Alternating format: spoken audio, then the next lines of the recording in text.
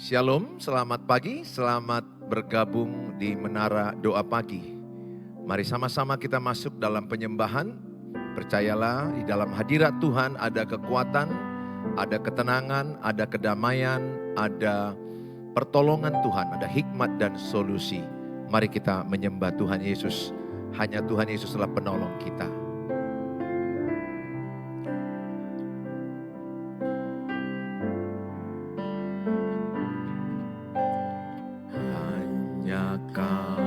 Tuhan penolongku yang selalu setia, yang selalu setia bersamaku.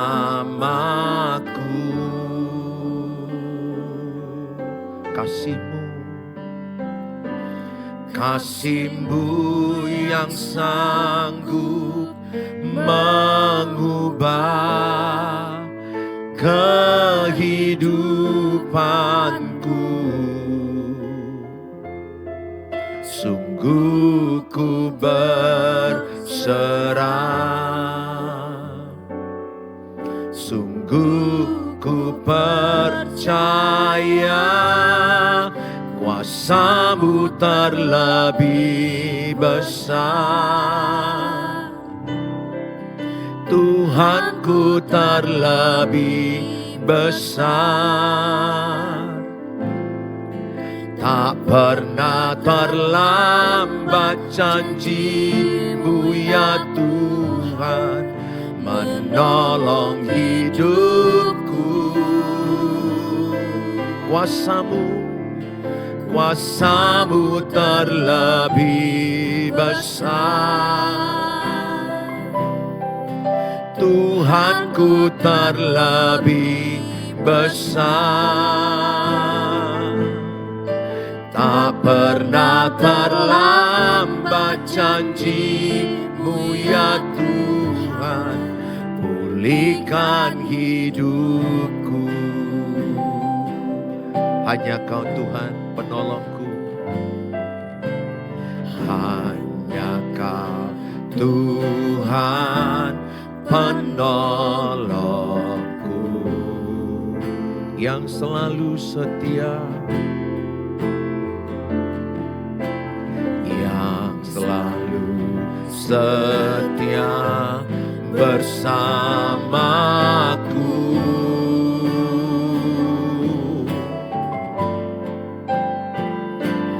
Kasih-Mu yang sanggup mengubah kehidupanku. Sungguh ku berserah, sungguh ku berserah,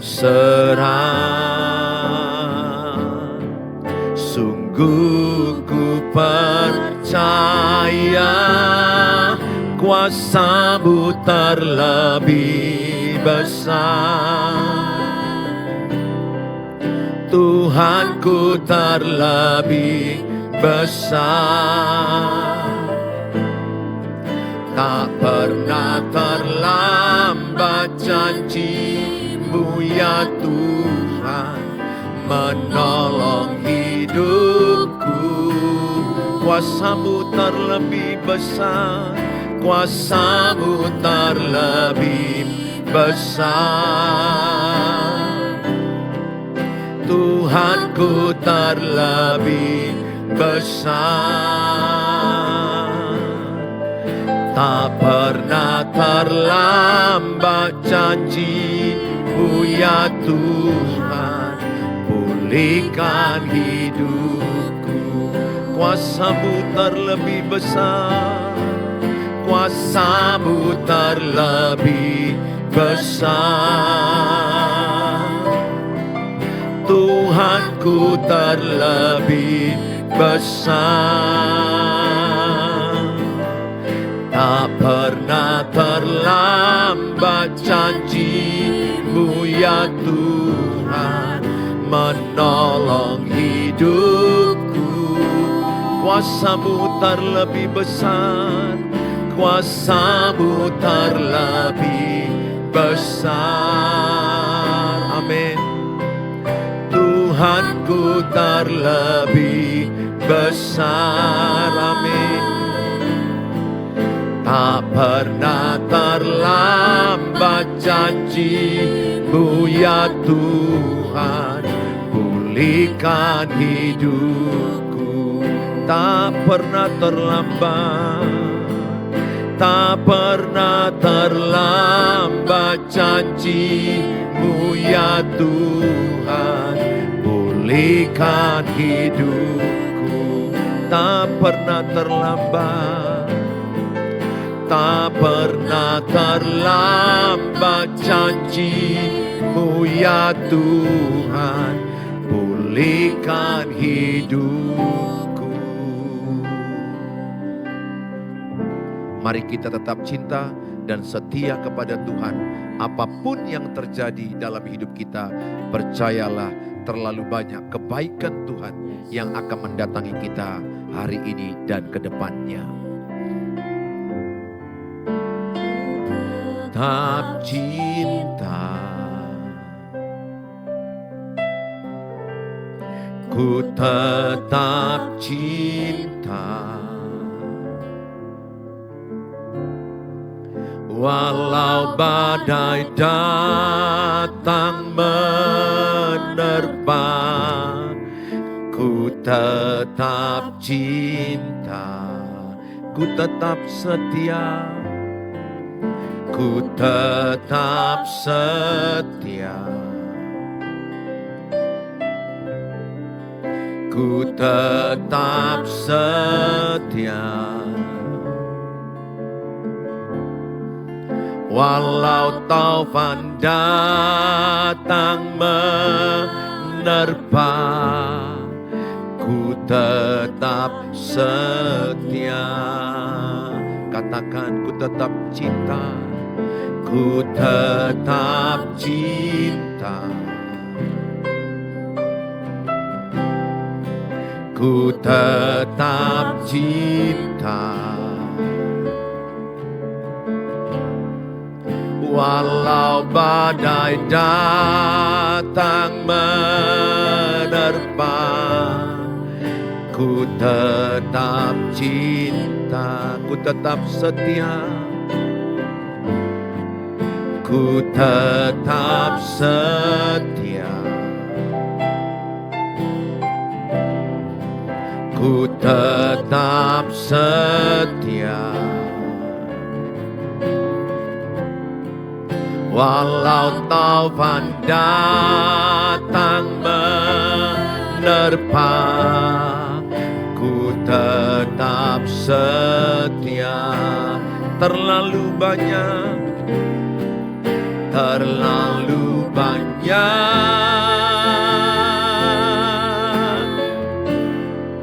yang Tuhan telah beri. Takkan mungkin ku balas dari apa yang ku miliki. Ku persembahkan, ku persembahkan seluruh hidupku. Biar ku tetap cinta, biar ku tetap setia untuk selama-lamanya. Terlalu banyak, terlalu banyak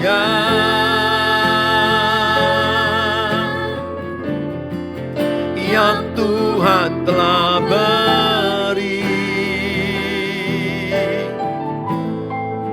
Takkan mungkin ku balas dari apa yang ku miliki.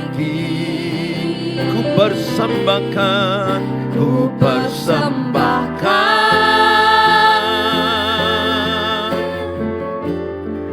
seluruh hidupku. biar ku tetap cinta, biar ku tetap setia untuk selama-lamanya. Terlalu banyak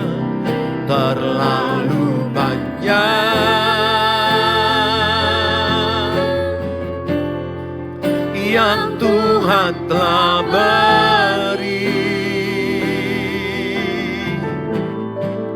takkan mungkin ku balas dari apa yang ku miliki. Ku persembahkan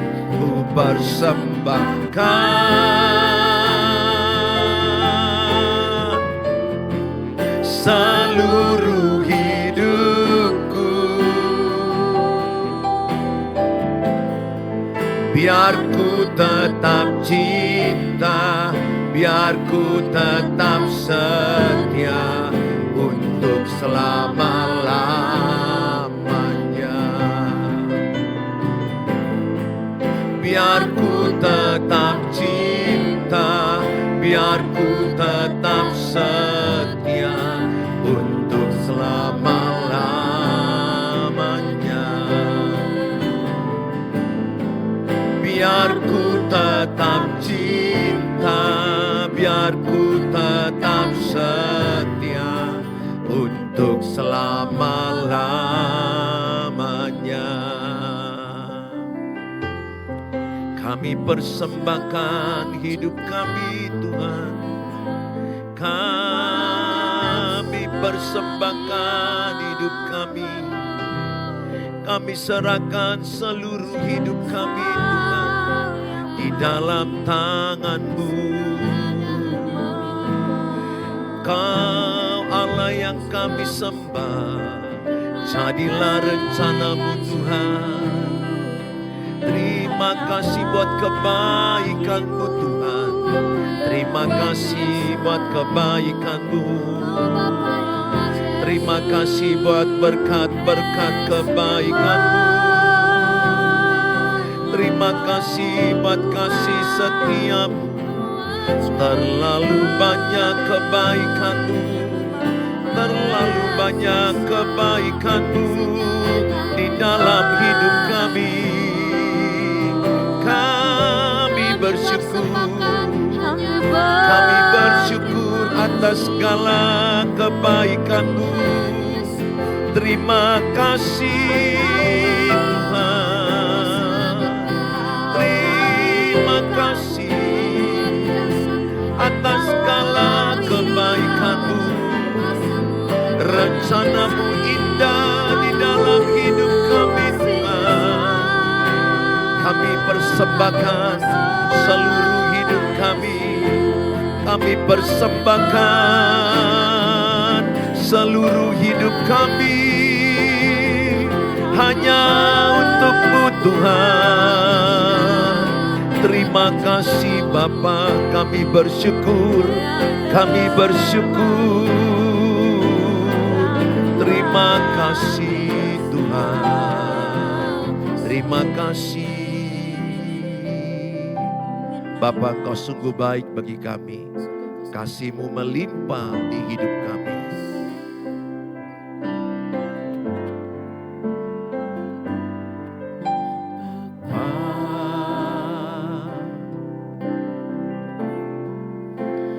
Engkau sungguh baik, kasih-Mu melimpah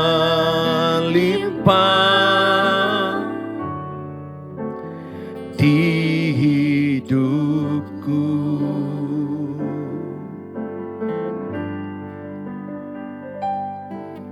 Bapa,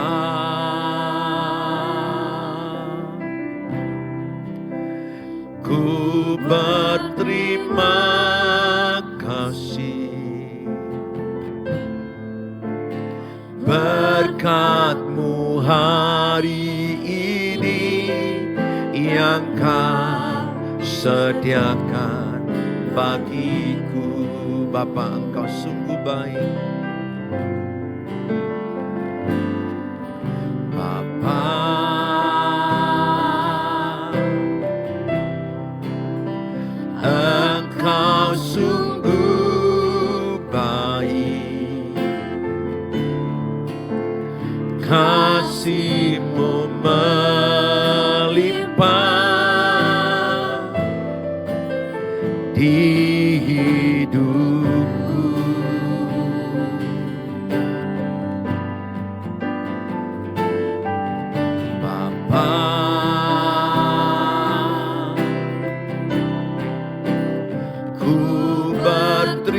terima kasih.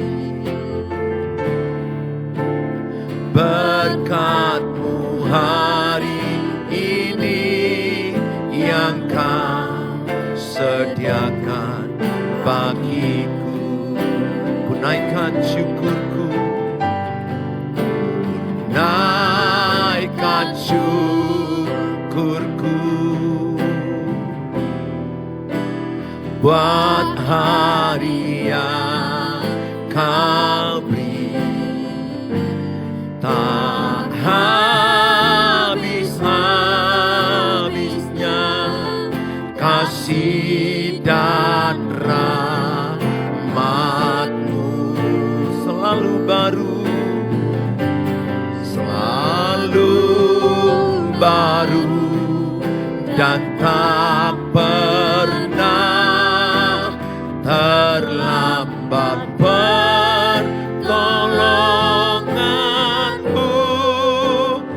Besar setiamu di sepanjang hidupku. Ku naikkan syukurku, ku naikkan syukurku buat hari yang Kau beri. Tak habis-habisnya kasih dan rahmat-Mu selalu baru, selalu baru, dan tak pernah terlambat. Pertolongan-Mu besar setiamu di sepanjang hidupku. Besar setia, besar setiamu,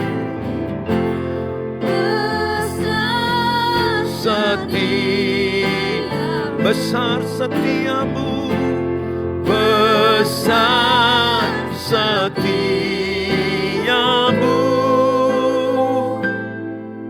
di sepanjang hidupku. Terima kasih Bapa, kami siapkan hati kami menerima firman Allah. Urapi hamba-Mu, urapi kami semua, diberkati kami dengan firman Tuhan. Dalam Tuhan Yesus kami dengarkan firman Allah. Amin. Shalom, good morning. Buat kita semua yang saat ini mungkin lagi di rumah, lagi di mobil, lagi bekerja. Hari ini saya membawa firman Tuhan dengan tema bagaimana kita menang atas kekhawatiran. Sehingga mental kita sehat. Bagaimana menang atas kekhawatiran. Kenapa saya membuat bagaimana kita menang atas kekhawatiran? Karena kekhawatiran, kecemasan, atau orang katakan anxiety, yang sering membuat orang berlanjut menjadi stres.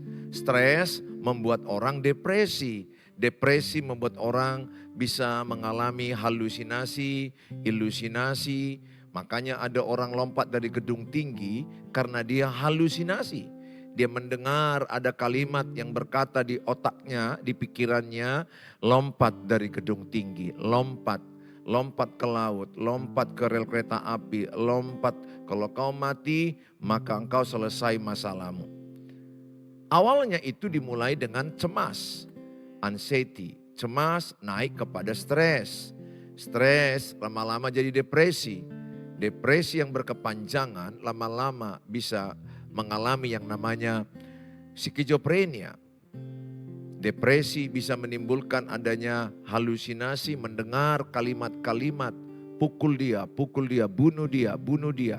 Itu ada bisikan-bisikan kepada orang yang depresi, mendengar, menyuruh dia melakukan sesuatu yang mengakibatkan kehilangan nyawa orang lain atau kehilangan nyawanya sendiri. Maka Saya ajak semua kita hari ini, jangan tinggal dalam kecemasan. Cemas itu manusiawi, tapi dikuasai kecemasan itu berbahaya. Dikuasai kecemasan itu akan membuat Bapak Ibu lebih hancur hidup Bapak Ibu. Tidak boleh tinggal dalam kecemasan. Nabi Elia juga dalam 1 Raja-Raja 19 ayat 4 pernah dia mengalami ingin mati, cemas. Sehingga dia berdoa permintaannya kepada Tuhan, aku minta mati. Nabi Elia nabi besar, nabi yang mengalahkan 450 nabi Baal, nabi palsu. Tetapi setelah dia selesai pelayanan besar, dia mengalami kecemasan dan depresi.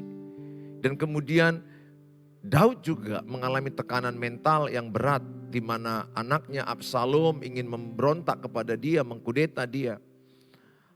Absalom membunuh anaknya juga Amnon. Amnon memperkosa anaknya juga Tamar. Jadi artinya adalah bahwa setiap orang bisa kena mengalami yang namanya kecemasan. Sampai Daud itu berdoa menangis sama Tuhan. Dalam kitab Mazmur dikatakan bagaimana dia berderai air mata. Dan air matanya ditampung di kirbat Tuhan. Itu sangat bagus, melepaskan stres salah satu adalah menangis. Sehingga ibu tidak boleh menahan dalam diri ibu masalah itu. Sampaikan kepada Tuhan, boleh dengan menangis, ceritakan kepada Tuhan dan ceritakan kepada orang yang dapat dipercaya. Istri bisa curhat kepada suami, suami bisa curhat kepada istri. Anak-anak bisa curhat kepada orang tua bisa curhat kepada anak-anak yang mungkin dewasa.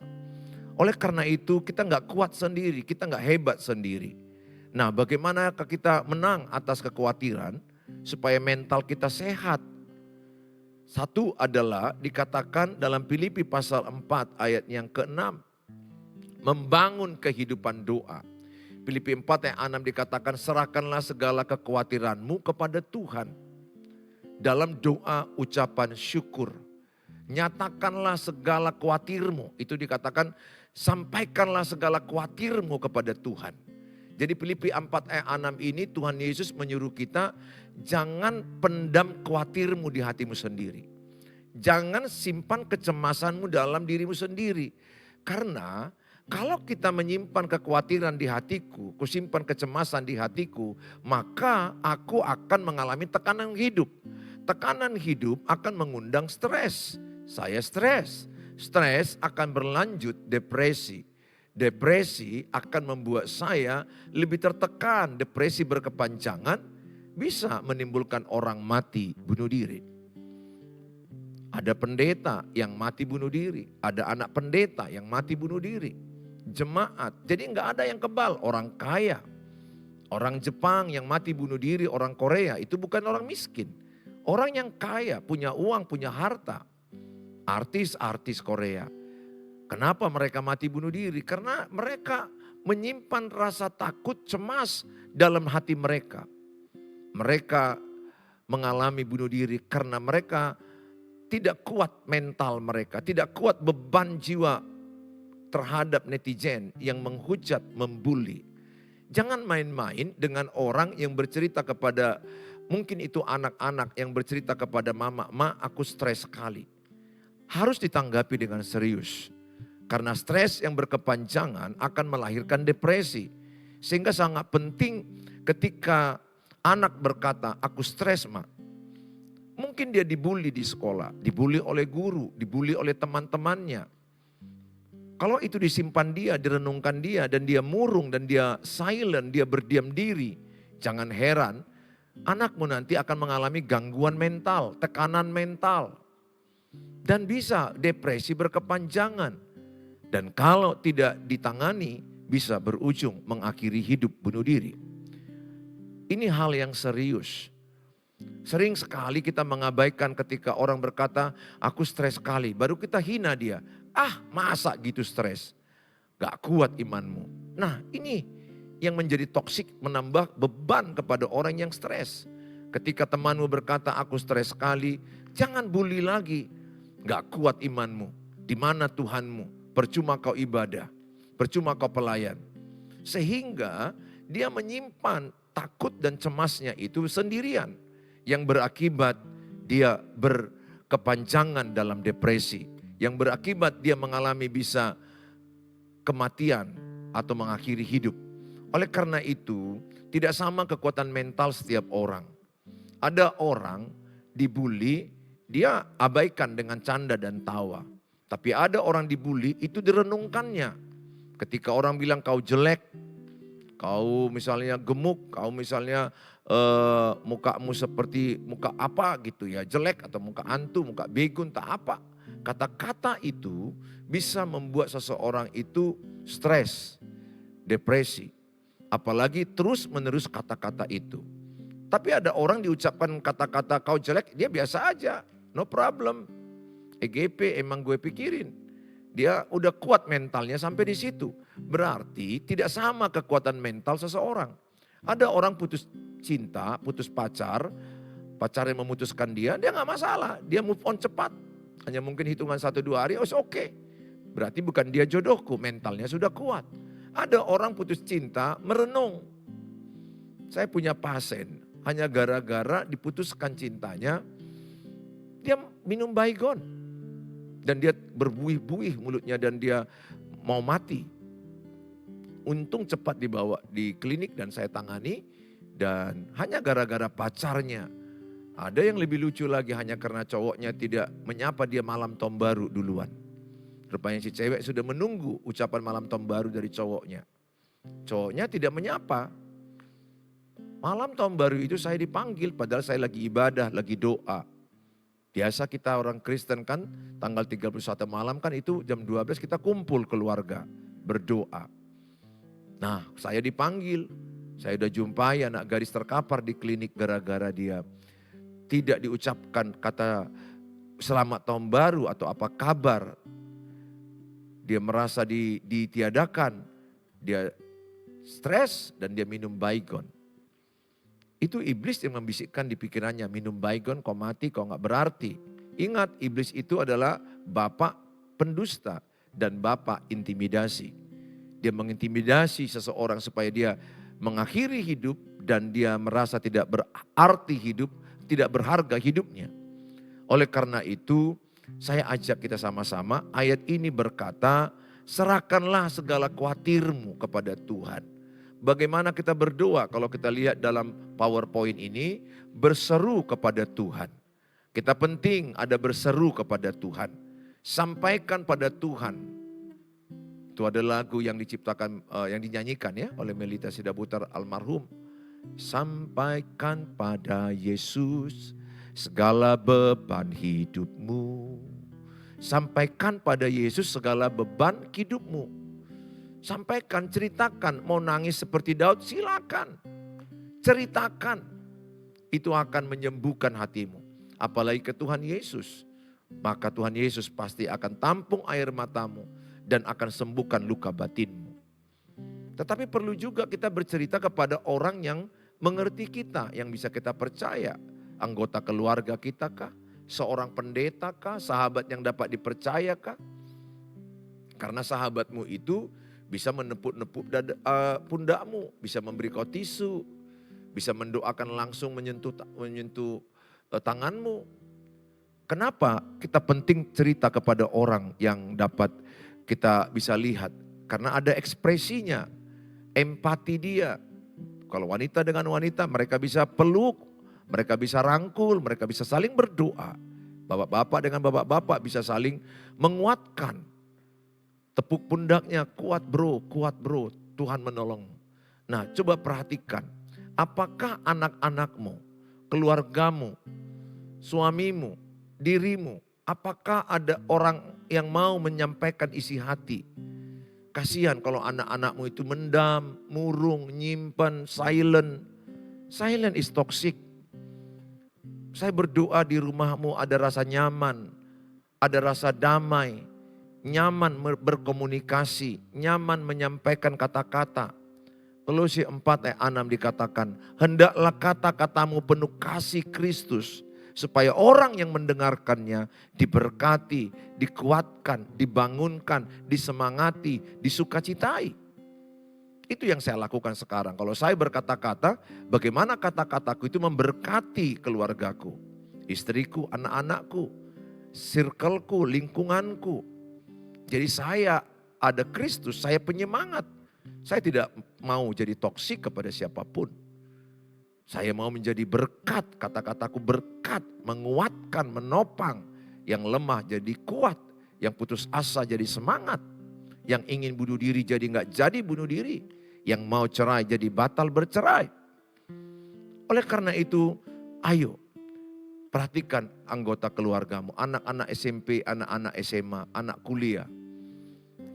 Kalau dia juga orangnya modelnya model yang nyimpan, mendam, datangi dia Bu, datangi dia Pak. Jadilah bapak yang sahabat bagi anak-anak. Saya sahabat bagi anak saya, laki-laki dan perempuan. Mereka bebas cerita ke saya, mereka nyaman mau cerita apapun, pacar mereka, ditolak cintanya, masalah berantem pacaran. Itulah orang tua menjadi sahabat bagi anaknya sejak anaknya umur 12 tahun ke atas. Oleh karena itu saya mengajak Bapak, punyalah telinga mendengarkan curhatan hati istrimu. Jangan sampai istrimu curhat dengan pemuda lain, dengan bapak lain. Dan kalau ibu curhat dengan pemuda lain, bapak lain, maka ibu bisa jatuh ke perselingkuhan.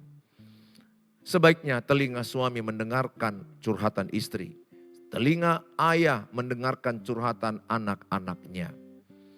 Demikian juga bapak bisa menyampaikan curhatan isi hati kepada anak.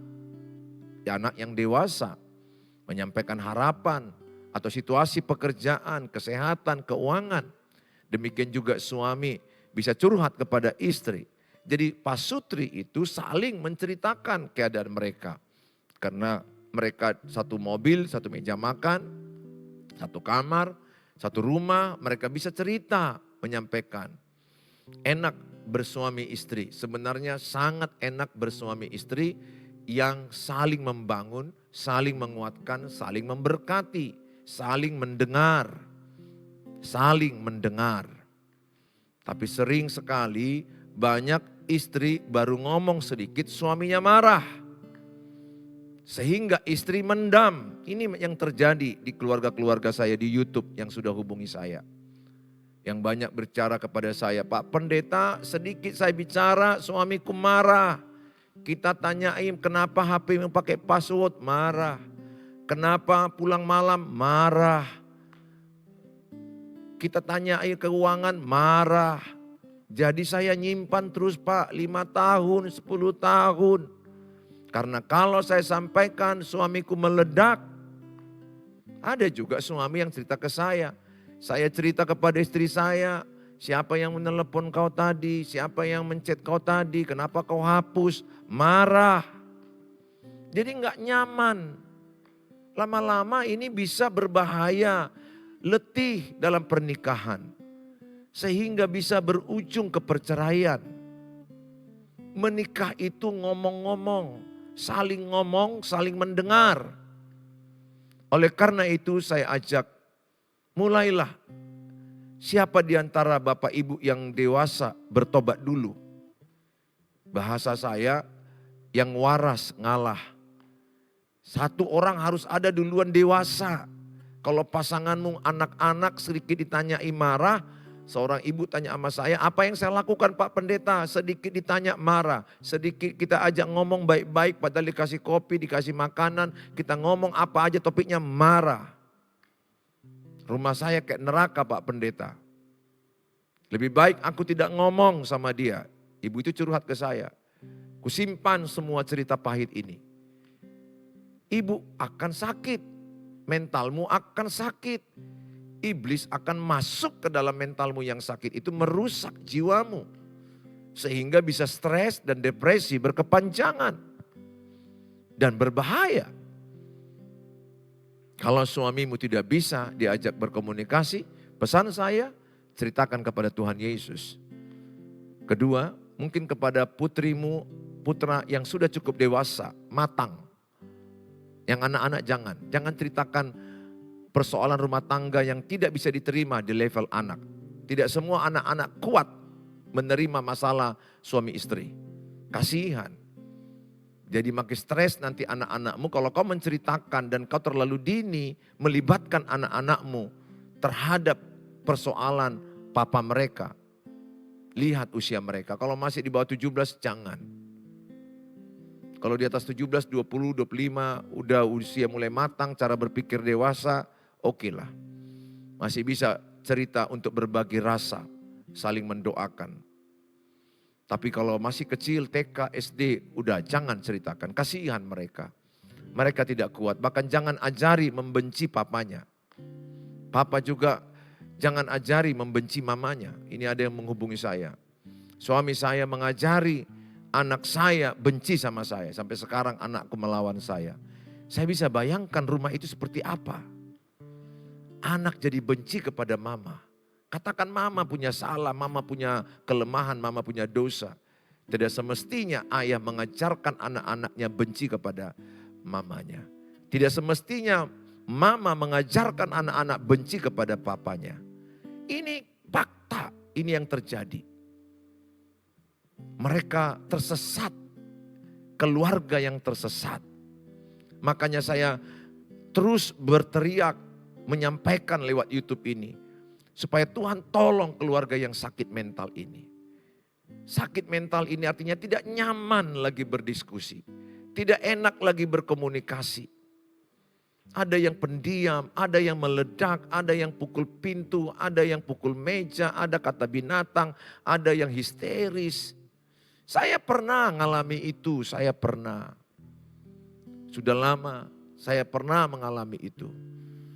Saya mengingat itu, mencekam. Rumah itu enak ya, komunikasi baik-baik, bicara baik-baik, doa baik-baik, hasilnya baik-baik, ketawa sama, nangis sama, suka duka sama, itulah keluarga. Ini PR bagi saya sebagai pendeta. Tentu dimulai dari keluarga saya, dimulai dari pernikahan saya, dimulai dari cara saya menata pernikahan saya, menata anak-anak saya, keluarga saya. Dan saya bisa menolong. Karena saya bisa rasakan nikmatnya berkeluarga seperti ini, maka saya ingin membagi. Bukan saya sempurna, karena saya pernah mengalami kehancuran itu. Kita ngomong ini berantem, kita ngomong ini berantem. Dua pribadi yang berbeda itu dipersatukan tidak mudah. Tapi bersama Tuhan Yesus tidak ada yang mustahil. Saya berdoa, jadilah keluargamu, keluarga yang enak berkomunikasi. Nyaman berkomunikasi. Sehingga anak-anakmu ketika bercerita kepada bapak dan mama, mereka nyaman mendengarkannya. Semua kita menjadi orang yang enak berkomunikasi. Demikian juga istri enak menyampaikan kepada suami, suami juga enak menyampaikan kepada istri. Betapa indahnya keluarga yang penuh dengan kenyamanan. Itu keluarga bahagia. Keluarga bahagia itu adalah menikmati keluarga itu. Bukan bicara berapa mobil di rumahmu, berapa harta, berapa harga rumahmu. No, untuk apa rumah yang mewah, mobil yang banyak. Tapi tidak nyaman, tidak nikmat, tidak bahagia, tidak ada komunikasi, tidak ada canda tawa yang membahagiakan. Saya berdoa, Tuhan memberkati keluargamu. Yang kedua adalah setelah engkau serahkan kekhawatiranmu kepada Tuhan. Jadi kekhawatiran itu tidak boleh ditengking-tengking. Dalam nama Tuhan Yesus keluar khawatir. Bukan itu caranya. Khawatir itu jangan genggam. Kata Alkitab, khawatir itu serahkan kepada Tuhan. Jadi ibaratnya kalau tanganmu ada khawatir, dalam tanganmu kau genggam takut, trauma, khawatir, cemas, apapun masalahmu, masalah keuangan, kesehatan, pernikahan, anak-anak, dan lain-lain, jangan genggam ketakutanmu. Jangan genggam kecemasanmu. Jangan genggam kekhawatiranmu.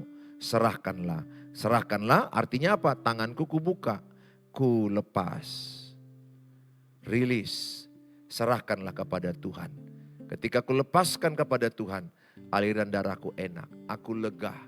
Aku percayakan kepada Tuhan. Ku serahkan kepada Tuhan. Ku lakukan bagianku yang benar. Hidup yang benar. Ibu, Bapak, jangan genggam kecemasanmu, jangan genggam traumamu, jangan genggam ketakutanmu, jangan genggam kekhawatiranmu. Serahkanlah kepada Tuhan. 1 Petrus 5 ayat 7 dikatakan, serahkanlah segala kekhawatiranmu kepada Tuhan. Filipi 4 ayat 13, di dalam Dia kita memperoleh kekuatan. Tuhan memberi kekuatan kepada ibu. Serahkanlah, Tuhan lebih ahli. Yang kedua adalah menjaga pikiran. Menjaga pikiran kita dan alami damai sejahtera Allah. Jadi ketika kita melepaskannya kepada Tuhan, kita akan damai. Ketika berdoa, ku serahkan suamiku dalam tanganmu. Ku serahkan anak-anakku dalam tanganmu. Usaha kami, keuangan kami, kesehatanku, ku serahkan. Bukan langsung masalah selesai. Yang pasti adalah ada damai di hati kita. Ada damai di pikiran kita. Kalau damai di pikiran, damai di hati, kita tenang dan berhikmat menyelesaikan masalah. Banyak orang kan jadi gugup, takut, bingung apa solusinya. Kuasailah dirimu, jadilah tenang supaya engkau dapat berdoa. Itu yang saya alami. Makanya kalau ada masalah yang sangat berat atau masalah ringan pun, saya belajar berserah kepada Tuhan. Diberkati yang mengandalkan Tuhan, terkutuk yang mengandalkan manusia. Ketika saya serahkan kepada Tuhan, bukan masalahnya selesai. Yang ada ketika saya serahkan kepada Tuhan, damai di hatiku, damai di pikiranku. Sehingga kalau aku damai, mudah aku menyelesaikan masalah itu. Mudah. Sebenarnya sering sekali masalah itu mudah selesai. Tapi karena kita gugup, gemetar, bingung, kacau, emosional. Sehingga yang mudah jadi sulit. Dalam kehidupan ini sebenarnya tidak semua masalah itu sulit. Tapi kita sering mempersulit. Tapi kalau kita damai dengan hikmat Tuhan, ada jalan keluar buat keuangan, buat anak-anak, buat pernikahan, buat kehidupan, kesehatan kita. Tuhan Yesus adalah jalan keluar. Nah, Filipi 4 ayat 8 dikatakan adalah pikirkanlah yang baik, yang benar, yang suci, yang manis, yang sedap didengar, kebajikan. Berarti pikiran kita ini dibingkai, ada batas-batasnya. Jangan pikirkan yang negatif, jangan pikirkan yang buruk, jangan pikirkan yang jahat. Pikirkan ke depan, anak-anakku diberkati, kepala bukan ekor, naik tidak turun. Pernikahan kami better and stronger, usaha kami semakin baik, kami semakin rajin, semakin disiplin, semakin bagus pembukuan keuangan. Anak-anakku punya jodoh, anak-anakku punya pasangan yang terbaik dari Tuhan. Anak-anakku bekerja, perkatakan imanmu, perkatakan yang kau imani, perkatakan apa yang kau harapkan. Jaga bingkai pikiranmu. Di slide terakhir ada kata Roma 12 ayat 3. Roma 12 ayat 3 ini menegaskan tentang apa yang selayaknya kita pikirkan. Tidak melebihi kapasitas kita sehingga mentalitas terganggu. Jadi ada kapasitas berpikir kita menurut Roma 12 ayat 3. Jangan pikirkan overthinking. Ada kapasitas sesuai dengan kasih karunia. Enggak sama kemampuan pikiran saya dengan kemampuan pikiran orang lain. Sesuai dengan kasih karunia Allah. Sehingga jangan terlalu pikirkan berlebih-lebihan, overthinking. Udah serahkan ke Tuhan, jalani sehari demi sehari. Kitab Matius 6 ayat 3-4, janganlah kamu khawatir. Hiduplah sehari demi sehari, karena kesusahan sehari cukuplah untuk sehari. Jadi sebenarnya kita nggak usah terlalu mikiri 2030. Ya udah yang sekarang ini kita hidupi dengan benar. Kerja maksimal, kerja cerdas, punya tim. Kerjakan, serahkan sama Tuhan. Lakukan bagianmu, Tuhan melakukan bagiannya. Tuhan Yesus memberkati kita. Saya berharap Bapak Ibu batasi pikiran saudara. Ya, coba kalau sekarang saya bilang pikirkan pernah engkau disakiti oleh mertuamu. Pasti ibu langsung saraf-saraf itu langsung kaku, lemas, aliran darah pun jadi seperti marah. Itu pengaruh. Coba saya bilang, pikirkan Bali yang indah ombaknya. Atau Nia Sorake yang indah ombaknya. Danau Toba yang indah. Saya hanya bilang itu aja, Bapak Ibu bisa indah. Padahal kita kan tidak lihat Danau Toba sekarang, gak lihat Bali, gak lihat Nia Sorake. Hanya saya ngomong, pikirkan yang indah tentang Bali. Wow, ada ombaknya, ada pasir di pantai, ada orang yang berenang, berlari-lari. Saya hanya katakan itu, ibu pikirkan hormon ibu jadi baik, hormon endorfinnya keluar, dopaminnya keluar. Wow, pikiran ternyata mempengaruhi.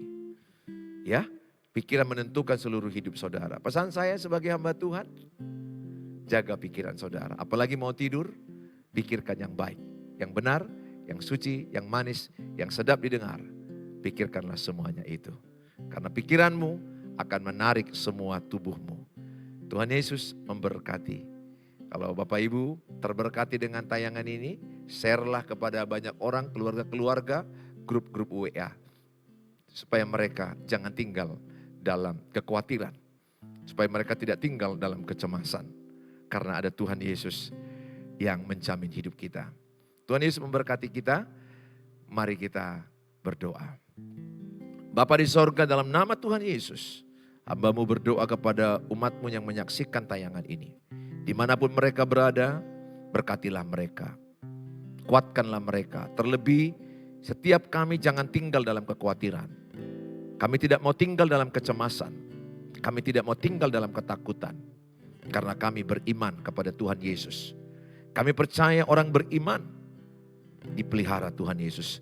Kami serahkan seluruh khawatir kami serahkan segala ketakutan kami patahkan stres, depresi, lepas dari hidup kami. Kami sehat, kami sembuh, keluarga kami sehat jiwanya, dan kami bebas dari kekhawatiran. Penyertaan-Mu yang sempurna menyertai kami. Masa depan anak-anak Tuhan berkati, usaha-usaha diberkati, pekerjaan Bapak Ibu diberkati, dan pernikahan Bapak Ibu semakin diberkati Tuhan, membaik, semakin romantis, semakin lebih bahagia. Tuhan Yesus memberkati kami semua, dalam nama Tuhan Yesus kami berdoa. Amin. Kalau mau sharing dengan saya di 0811 63 73 47. Mohon maaf, jangan langsung call tapi di chat dulu karena jadwal saya makin padat. Tuhan Yesus memberkati, sampai ketemu di waktu yang akan datang. Tuhan Yesus berkati. Shalom.